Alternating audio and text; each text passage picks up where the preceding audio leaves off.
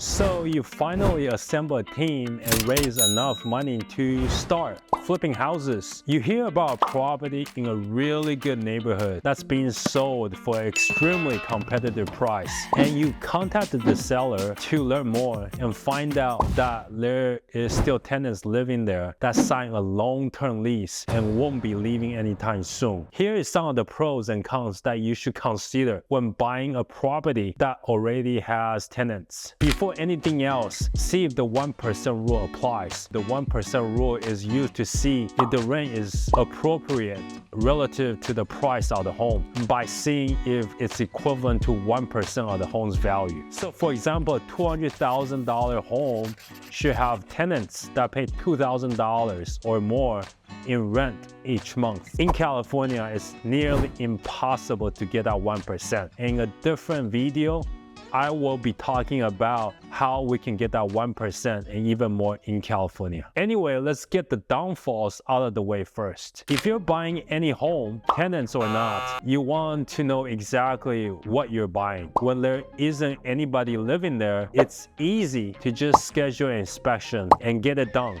But when tenants are there in the home, there's a risk that they'll be uncooperative and you won't be able to perform the necessary inspections of the property, meaning you could unknowingly buy something that needs emergency repairs that you didn't even account for in your budget. Unfortunately, some tenants can also be extremely problematic during the process of the sale. If they need to be evicted, it can be extremely difficult and time-consuming, meaning you could lose a lot of money in the process. To make matters worse, if they're really unhappy about it, they could be the cause of a lot of property damage. Of course, this is an absolute nightmare, and most tenants probably aren't going to trash the place when they leave, but there is always the inherent risk that they might do so if they're unhappy. As mentioned in the beginning of the video, the tenants might have already signed a long-term lease, which you will have to honor when you buy the property. Sometimes this works out just fine,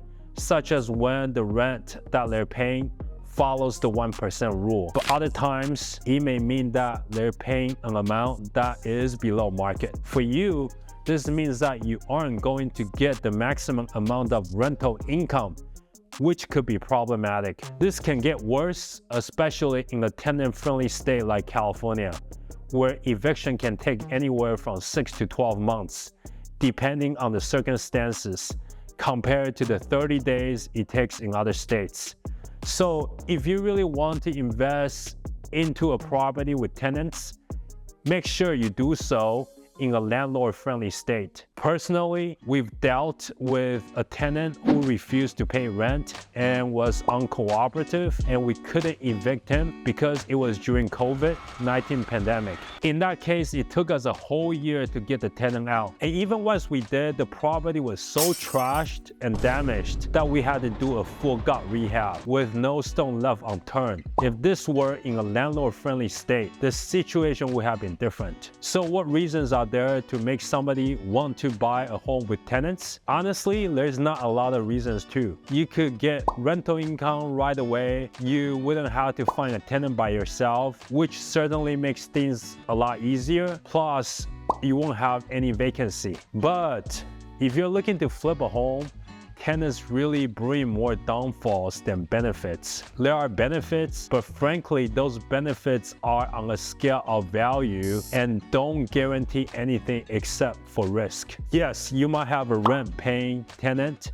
and therefore no vacancy, but if they're paying rent that's below the market, then it doesn't make any sense. And again, if you plan on flipping the home, then all you're doing is tying your funds up in the property while you wait for said tenant to leave. For final thoughts, buying a property with tenants exposes you to a lot of risk that you have very little ability to mitigate, meaning it has a high chance of costing you a lot of time and money, and a low chance of working out in your favor. But if you want to learn how you can invest in real estate without exposing yourself to a ton of risk, then subscribe.